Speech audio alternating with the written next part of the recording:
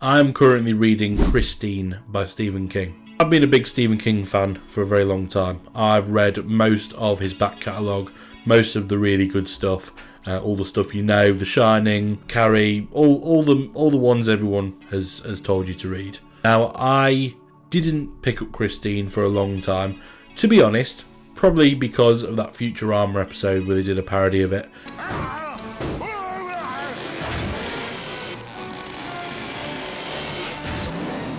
I just felt that it would be too silly and just a bit of a strange story.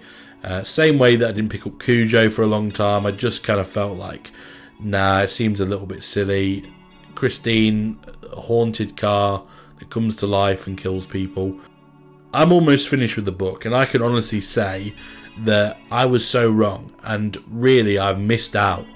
This is a fantastic story all these years, because Christine isn't just about a haunted car that kills people. Christine is a look into the human soul and the minds of people and possessions and the obsession that can come from ownership. The story focuses on a man in his decline into absolute obscurity because of the obsession of this car called Christine. The story is from the point of view of the friend of the character who purchases Christine. This is something I didn't actually see coming. I was quite surprised to see this. And this is all told in kind of past tense.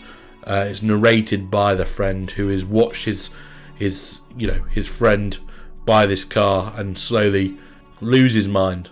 I think it's quite relatable because we've all been in situations in the past where a friend or a family member has made a decision, or has started to do something in their life, make a change in their life in some way, and you kind of watch a car crash happen, pardon the pun, and having to just sort of sit back and watch it happen, knowing full well that you won't be able to change their mind however much you try. That's what Christine's about. It's about the kind of decline of sort of sanity and humanity because of this item, which in this case is a car. The story is genuinely scary. Like, I have genuinely been sat there reading this and getting really kind of spooked. It's been a long time since I've sat down and read a book and actually been scared. Stephen King has a fantastic way of describing objects that you would never imagine to be scary in such a way. It makes my skin crawl the way he talks about this car. He's also really fantastic at writing young people. There's been some later books of Stephen King's where he wrote young people, which I kind of felt were a little bit out of touch. However, books he wrote in the 70s and 80s, I think he really, really nails it on the head in terms of how people talk to each other, how young people talk to each other.